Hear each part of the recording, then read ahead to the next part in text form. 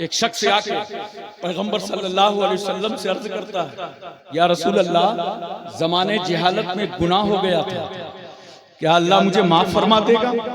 पैगंबर फरमाते हैं, कौन सा गुनाह था? कहा, या रसूल अल्लाह, ये अरब के जाहिल लोगों का दस्तूर था, जब किसी घर में कोई बच्ची पैदा होती थी तो 2-4 साल के बाद उसे जिंदा दफना दिया जाता था। मेरे घर में भी एक बच्ची थी, मैं उसे परवरिश कर रहा था, बड़े प्यार से नाज नखरे से मुझे पालता था, बड़ा प्यार था उस बच्ची से। थोड़ी उम्र बढ़ी उसकी, फिर दिल में ख्याल आया बच्ची जवान होगी, दूसरे के बेटे को अपने दरवाजे का दामाद बनाना पड़ेगा, लिहाजा बेटी की जवानी से पहले इसकी जिंदगी का खात्मा कर दो। तो अरब की जहालत के मुताबिक मैंने भी बच्ची को गोद में लिया और आबादी से बाहर निकल गया। वहां जाकर मैंने एक गड्ढा खोदा। जब मैं कब्र खोद रहा था और मिट्टी मेरे पैरों में लगती थी तो मेरी ही बेटी नन्ही नन्ही हथेलियों से झाड़ती थी। उसे क्या मालूम था कि मेरा बाप मेरी ही कब्र खोद रहा है। आखिरकार मैंने कब्र तैयार कर दी और बेटी को जिंदा ही उस कब्र में उतार दिया। बड़े बड़े पत्थर डालने लगा। वो चीख चीख कर कह रही थी, या अबते माजा तफल, ए मेरे बाप ये क्या कर रहे हो? वालिद गिरामी ये क्या कर रहे हो? मैंने बच्ची की एक न सुनी थी, मैं उसे जिंदा ही दफन करके चला आया था। हजरात, ये अरब की जहालत में बेटियों को जिंदा दफन किया जा रहा था, मगर ऐसा पैगंबर जलवागर हुआ कि रसूलुल्लाह ने जिंदा दफन होने वाली बेटियों को बचा लिया। पैगंबर ने हर एक का हक दिया। यहां पर मैं कहना चाहता हूं उन बेटियों से और उलमा की खास तवज्जो चाहता हूं, ये पैगाम कम से कम जुमा में तकरीर करके पहुंचा दें, पब्लिक तक पहुंचाएं, वो घर घर पैगाम पहुंचेगा। आज क्या हो रहा है? आज हमारी बेटियां मुर्तद्दा हो रही हैं, गुमराह हो रही हैं। बेटी पैदा हुई बाप के घर में, इस्लाम कहता है बेटी बाप के माल में तेरा हक। शादी हुई, इस्लाम कहता है सुन, शौहर के माल में तेरा हक। मां बनी, इस्लाम कहता है औलाद के माल में तेरा हक। इसलिए इस्लाम से ज्यादा कोई मजहब इज्जत नहीं दे सकता। आओ, कितनी इज्जतों से इस्लाम ने नवाजा। जानते हो, जब कोई समाज में औरत बेवा हो जाती थी, शौहर मर जाता था, तो उस औरत पर नहुसत की चादर डाल दी जाती थी। और अगर कोई बेवा को देख लेता था तो कारोबार से वापस चला जाता था और कहता था आज कोई फायदा ना होगा। मैंने एक मनहूस का चेहरा देखा। अब मैं पूछना चाहता हूं, समाज में अगर कोई बेवा हो, कितना उस बेवा को तड़पाया गया, कितना उस बेवा को रुलाया गया। रूह निकल जाए तो एक बार मौत, और अगर किसी के एहसास को ललकारा जाए तो हर सेकंड में मौत। उसे कैद खाने में डाल देते थे, 4 दीवारियों के अंदर बंद।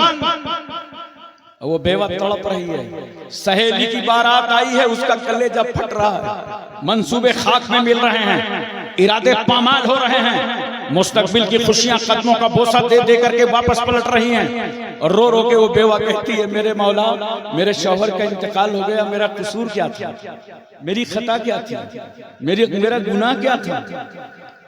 सताया जा रहा था दुनिया में इस बेवा को, मगर कुर्बान जाओ। 25 साल का पैगंबर समाज के सामने खड़ा हो गया। 25 साल मेरे नबी की उम्र, और नजरों के सामने 40 साला बेवा खदीजतुल कुबरा।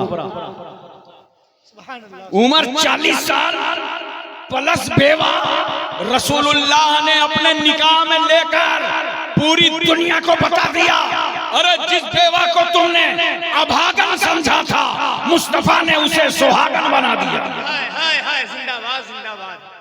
देखो, रसूल सल्लल्लाहु अलैहि वसल्लम ने तलाक शुदा से भी निकाह किया। तवज्जो चाहता हूं, नबी करीम सल्लल्लाहु अलैहि वसल्लम ने कुंवारी से भी निकाह फरमाया। हजरत खदीजतुल कुबरा, हजरत आयशा सिद्दीका, हजरत सौदा, हजरत हफ्सा, उम्मे सलमा, उम्मे हबीबा, हजरत मैमूना, हजरत ज़ैनब बिन्त खजीमा, हजरत जुवैरिया, हजरत सफिया, ये अज़वाजे मुतहरात हैं। इनमें कुंवारी, तलाकशुदा, बेवा, नोट करो, मेरे रसूल ने बेवा के साथ निकाह इसलिए किया ताकि मेरी उम्मत सुभान अल्लाह, बहुत खूब, माशाअल्लाह, जिंदाबाद। एक बात और बताओ मोहब्बत के साथ, बोलो पूरी तवज्जो है। कब्र में कितने सवाल होंगे? कितने कितने? इधर वाले बताओ, पीछे वाले बताओ।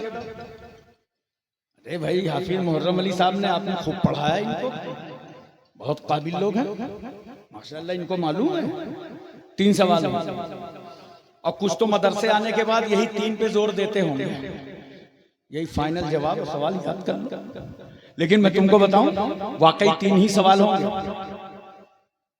लेकिन चाहे जितनी अच्छी अरबी हो, चाहे मिस्र से पढ़ी आओ, चाहे नदवा से पढ़ी आओ, लेकिन अगर नबी के वफादार नहीं हो ना, तो याद रखो न सवाल समझ पाओगे न जवाब, बस हा हा लादरी ही करते रहोगे कब्र में। और अगर नबी के वफादार हो तो चाहे जयबार पढ़ के भूल भी गए हो और चाहे बिल्कुल न पढ़े हो, अगर रसूल के वफादार हो तो फरिश्ता सवाल करता जाएगा और तुम्हारी जुबान पर जवाब जारी होता चला जाएगा।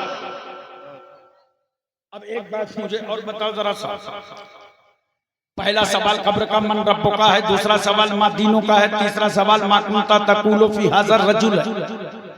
लेकिन अहम बात तो ये है, आप लोगों से अगर पूछूं कि कितने दिनों से आपको मालूम है, तो कोई कहेगा 10 साल से, कोई कहेगा 20 साल से, कोई कहेगा हमारी उम्र 70 साल की है, हमको तो 50 साल से मालूम है।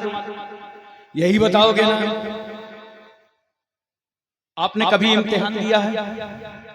एग्जामिनेशन हॉल में बैठे हो ना, तो जब पेपर हाथ में आता है तो 9 बजे पेपर का टाइम है, तो 9 ही बजे तो पर्चा हाथ में आएगा कि 1 हफ्ता पहले, बोलो 2 दिन पहले।